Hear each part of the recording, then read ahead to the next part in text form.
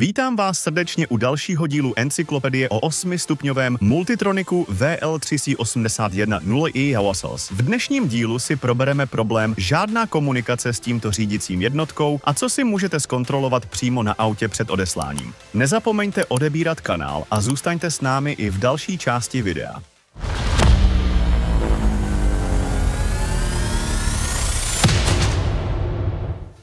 Abychom správně změřili napětí a signály na tomto konektoru, musíme dodržet 3 podmínky.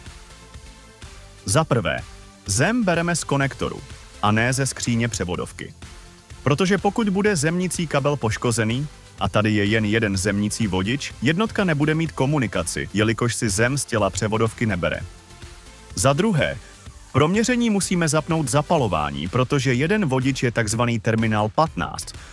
To znamená, že napětí se objeví až po zapnutí zapalování. Jiný vodič je terminál 30, tedy stálé plus, které je přítomné hned po připojení akumulátoru. Dále, pokud měříme napětí, měli bychom si vytvořit zátěž. V tomto případě použijeme malou parkovací žárovku. Protože když je kabelový svazek někde prodřený nebo jsou vodiče zlomené, měřák bez zátěže sice napětí ukáže, ale po připojení zátěže napětí klesne nebo úplně zmizí. Přejdeme nyní k měřením. Nejprve si změřme napájecí napětí.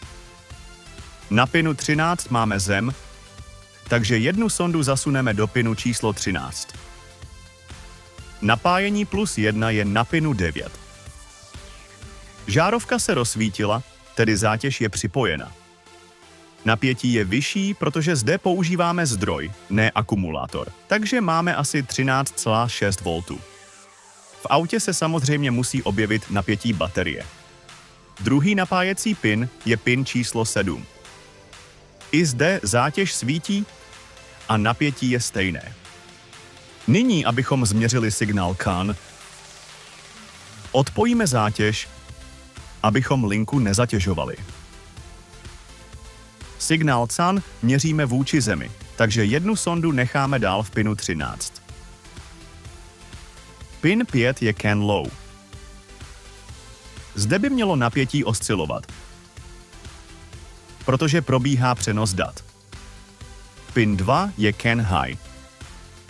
I zde napětí osciluje, jen na trochu vyšší úrovni. Takto by měla vypadat správná měření kabelového svazku na vozidle. Teď už víte, jak postupovat v případě, že není komunikace s touto jednotkou. Pokud jsou měření na autě v pořádku, znamená to vadnou řídicí jednotku, kterou můžete poslat k nám na regeneraci. Nezapomeňte odebírat kanál. Děkuji za pozornost a nashledanou.